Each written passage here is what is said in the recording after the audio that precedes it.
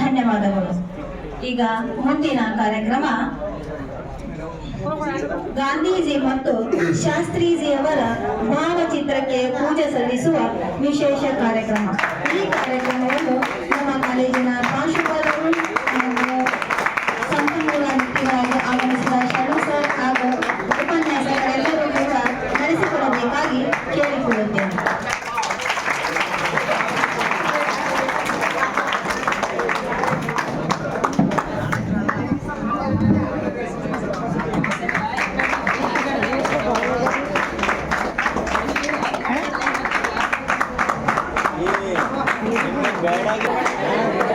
ವಿದ್ಯಾರ್ಥಿಗಳೆಲ್ಲರೂ ಶಾಂತ ರೀತಿಯಿಂದ ಕುಳಿತು ಪೂಜೆಯನ್ನು ವೀಕ್ಷಿಸಬೇಕಾಗಿ ವಿನಂತಿ.